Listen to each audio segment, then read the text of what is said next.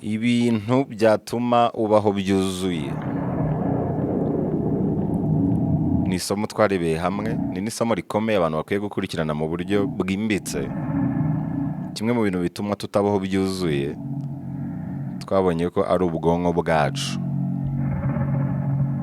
Ubwonko bwacu bwahindutse umucakara w'ibitugaragiye byose, kandi ku ruhande rumwe ntabwo waburenganya.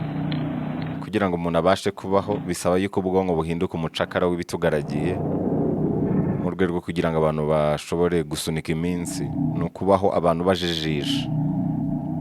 Buri kimwe cyose dukoze tugikora twisanisha n'ibitugaragiye, cyane cyane bikaba bijyana n'ibyo sosiyete ishaka. Muri wowe uzi neza icyo wifuza kuba cyo, wanakwishima cyane aricyo ubaye cyo, ariko iteka ryose iyo ugerageje kuba icyo ushaka kuba cyo, witambikwa n'amahame ya sosiyete ubamo. Ubwonko rero nibwo bubigiramo uruhare, kubera ko ubwonko bukorera sosiyete ubamo. Ubwo bwiru bw'iyo shapitire twarabubonye. Ubwonko nibwo bwabanje kurema sosiyete mu mateka. Bumaze kuyirema, sosiyete nayo ibuhindura umucakara. Niyo mpamvu ujya kwambara ikintu runaka ukabanza ugatekereza icyo abantu bari bukivugeho. Ese abo dusengana bavuga ngo iki? Ese abaturanyi bavuga ngo iki? Ubusa nambaye gutyo abantu bavuga ngo iki? Nkoze ibi na biriya abantu bavuga ngo iki? Impamvu utekereza ku bantu, biragaragara ko ibyemezo byinshi ufata ubifata ugendeye ku bantu bakugaragiye. Ntabwo ari wowe nyir'ubwite, ahubwo ugendera ku bantu bakugaragiye.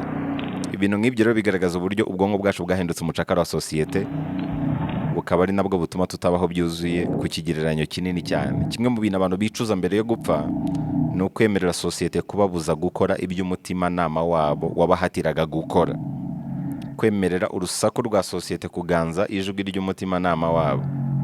Kwa kundi uba ushaka kugira icyo wakora, ukaba wumva umutimanama wawe uguhatira gukora ikintu runaka, ukaguhatira kujya muri ibi na biriya, ariko watekereza icyo abakugaragiye babivugaho, uramutse ufashe umwanzuro, gufata icyemezo ukabyihorera. Gufata icyemezo cyo kujya mu byo umutimanama wawe ushaka ukabyihorera, kubera ko urimo uratekereza ku byo abantu bavuga. Ibi rero bihita bigaragaza ko ubwonko bwacu ari we mwanzi wacu wa mbere wo kutabaho byuzuye. Twanabonye ko kamere y'ubwonko ni ukuduhindura abacakara babwo. Ubwonko nababwiye ko ari inyama yabashije kuba umutware w'abantu, kandi mu by'ukuri ni inyama yagenewe kuba umucakara w'abantu. Umuntu wishimye cyane kuri iyi si ni uwabashije guhindura umucakara ubwonko bwe. Hari ubushakashatsi bwagaragaje ko nta bwonko bunezerewe nk'ubwonko bw'umumonk wo muri Tibet. Bapimye ubwonko bwe mu bijyanye n'ubushakashatsi, basanga abamonk bo muri Tibet nibo bantu bishimye cyane kuri iyi si. Nibwo bwonko bwishimye cyane kuri iyi si. Impamvu nuko basanze ari bo bantu babasha kugenzura ubwonko bwabo kuri iyi si kurusha abandi bose. Niyo mpamvu nigeze kubaha urugero, hagati y'ubwonko n'umutima nihe nyama yakabaye umugaragu w'iyindi. Twaranabibonye mu bice bindi twigeze kwigira hamwe. Mu buryo bwa kamere ubwonko ni umucakara w'umutima, ariko ubwonko bwabashije kwigaranzura umutima buhinduka umutware, umutima uhinduka umugaragu. Ubwonko bwabonye kugenzura umutima bidahagije, buravuga buti reka nigarure n'ibindi bice byose bigize umubiri w'umuntu. Nguko uko ubwonko bwabashije kuduhindura abacakara babwo, ubwo buhinduka umutware wacu. Niyo mpamvu ubashe gusinziriza nka 30% by'ubwonko bwawe, cyangwa 50 cyangwa 60, wahita uhinduka umuntu wa mbere unezerewe kuri iyi si. Reka no kubusinziriza, ubashe kugenzura 50% by'ubwonko bwawe, wahita uhinduka umuntu unezerewe kuri iyi si. Wahita utangira kubaho ubuzima bwuzuye. Iyo bavuze rero kubaho byuzuye, ni icyo ngicyo bashatse kuvuga. Kugenzura buri kimwe cyose kikubaho muri buno buzima, kandi gitangira no kugenzura ubwonko bwawe. Ibintu biguhangayikisha cyane ntabwo ari ibikubaho, ahubwo nibyo utekereza. Bimwe rero mu bintu bishobora gutuma ubaho byuzuye, hari ukumvira umutimanama wawe kuruta ukumvira ubwonko bwawe. Niyo mpamvu nkunda kubabwira ngo iyo uje kungisha inama ndazikugira pe, nkakubwira ibyamvahe nanjyahe, ariko inama ya nyuma ni nayo y'ingenzi nkubwira ko ari irusha zose, niyo kukubwira nti umvira umutimanama wawe. Ntugatume urusaku rw'imyumvire y'abantu ruganza ijwi ry'umutimanama wawe. Umutimanama wawe niwe ubuze icyo ushaka, ibindi byose ntabwo ari ingenzi kuri wowe.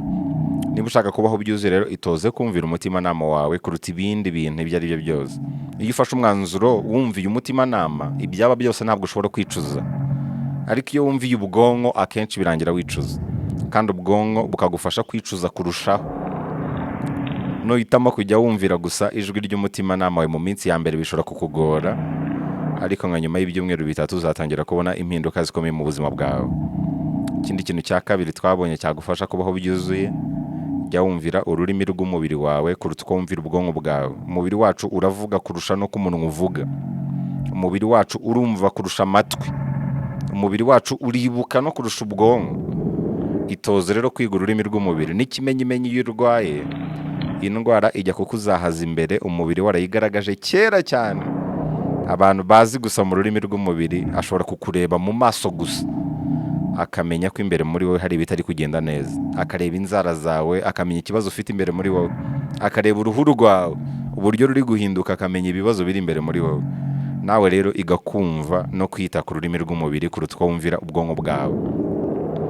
Kugira ngo ubashe kwitoza kumvira ururimi rw'umubiri, uhera ku bintu byoroshye. Niba wumvise unaniwe, hita ujya kuruhuka. Umubiri ugaragaje yuko unaniwe, jya kuruhuka. Uko ni ukumvira umubiri kurusha kumvira ubwonko. Kabone n'ubwo ubwonko bwawe buri kukubwira buti reka komeza winywere, komeza wirebere match, ni ukuvuga ubwonko burimo burakubwira buti komeza wigumire mu kabari, ariko umubiri wakubwiye turunaniwe taha. Umvira umubiri rero kurusha wumvira ubwonko. Niba ushonje, fata ibyo kurya. Niba wumva utagishonje, nta mpamvu yo gukomeza guhatiriza. Rya kuko ushonje, ntukarye kuko bibonetse. Sinzira kuko umubiri uri kubigusaba, ntugasinzire kuko amasaha ageze. Wisinzira amasaha, sinzira ugamije kuruhuka. Byuka kuko umubiri ubigusabye, ntukabyuke kubera amasaha. Uko no kumvira umubiri kurusha kumvira ubwonko. Ntukagire uwo wigana mu bijyanye n'imibereho n'imigirire. Buri wese arihariye kandi imibiri yacu ntabwo ari imwe. Kuba rero dutandukanye, niyo mpamvu ari byiza kumvira umubiri wawe kuruta kugendera mu kigare. Ibi nabyo mu minsi ya mbere biragora hanini kubera uburyo ubwonko bwacu bwadukoroneje igihe kinini, ariko nabyo iyo ubigerageje nk'ibyumweru nka 3 utangira kubona impinduka zikomeye mu buzima bwawe. Kora ikintu kuko kikurimo. Kora icyo utekereza ko ari icyanyacyo muri buri munsi. Icyo utekereza ko ari icyanyacyo kurusha ibyo wenda wamenyereye, ahanini bigizwemo uruhare n'ubwonko. Muri make ubwonko bushobora kukubera umwanzi ariko bwanakubera inshuti, ariko bukubera inshuti iyo ubashije kubugenzura kurusha uko bwo bukugenzura cyane. Hanyuma kwitoza kwishidikanyaho mbere yo gushidikanya ku bandi, nacyo twabonye ko ari ingingo yenda umuntu yakwita iya 3 yo kubaho byuzuye. Ubwonko bwacu buteye ku buryo buri gihe iyo hari ibitagenda neza, ikibazo kiba atari twe, ahubwo buhita budushakira urwitwazo. Ubwonko bukoze mu rwitwazo. Yewe ni inyatsi, ni abaturanyi, ni bosi, ni abakozi, ni amarozi n'ibindi n'ibindi. Muri make ku bwonko twebwe nta kibazo tugira. Ibibazo bituruka hanze kurusha uko bituruka muri twebwe. Iri rero ni ikosa rikomeye rituma tutabaho ubuzima bwuzuye, gushakira ibibazo hanze yacu kurusha kubishakira muri twe.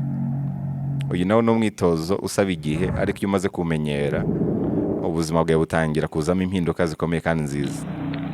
Umwitozo wo kwishidikanyaho. Nta muntu n'umwe utunganye kuri iyi si idatunganye. Niyo mpamvu ari byiza kwishidikanyaho. Ikintu kibi nikiba, ujye ubanza wishidikanyeho. Ese ntiyaba ari njye ugiteje? Mbere yo gucira abandi urubanza, banza wishidikanyeho. Ikintu cyose kizajya kiba mu buzima bwawe ujye wishidikanyaho. Wenda wasanga ari njye biturutseho. Reka mbanze nisuzume mbere yo gusuzuma abandi. Reka mbanze nirebeho mbere yo kureba kuri mugenzi wanjye, mu kazi, mu rugo n'ahandi hose. Nihavuka ikibazo, mbere yo gushinjanya amakosa, buri wese akwiye kubanza kwireba. Numara kwirebaho ukabona nta ruhare wabigizemo, aho ho uzaba ufite uburenganzira bwo kureba no ku bandi. Banza wicire urubanza mbere yo kurucira abandi. Banza wisuzume mbere yo gusuzuma abandi. Banza wishidikanyeho mbere yo gushidikanya kuri mugenzi wawe. Kandi burya iyo ushidikanyijemo gakeya ku byo ukora, bituma utekereza inshuro nyinshi mbere yo gufata umwanzuro. Icyo gihe rero imyanzuro yose iguturukaho iba ari iya nyayo. Kandi burya turi igisobanuro cy'imyanzuro dufata. Umuntu yishimira byuzuye, akabaho byuzuye iyo afite ubushobozi mu myanzuro mizima afata. Ntabwo rero wafata imyanzuro mizima utigiramo kwishidikanyaho. Uretse ko kwishidikanyaho binatuma tudashyira ubuzima bwacu mu kaga, bituma duca bugufi, tukiyoroshya muri rusange, bituma twumva icyanga cy'ubuzima, bituma tuba abanyabwenge, bituma tubaho byuzuye. Uyu nawo ni umwitozo usaba igihe, ariko iyo ukomeje kuwugerageza kuri buri kimwe kibaye, nawo uzana impinduka zikomeye mu buzima bwawe. Ibi ni bimwe mu bintu by'ingenzi byagufasha kubaho byuzuye. Nshobora kukubwira urutonde rw'ibintu nk'icumi wagerageza bikagufasha kubaho byuzuye, ariko bishobora kuba bikubiye muri ibi bitatu mvuze: kwishidikanyaho, kumvira ururimi rw'umubiri, ndetse no kumvira umutimanama wawe, byose bigamije kugenzura buri kimwe cyose kibera mu bwonko bwawe. Ubwo ni bwo buryo bwa mbere bwimbitse bwagufasha kubaho byuzuye muri ubu buzima, kandi uzanshimira nyuma nubitangira.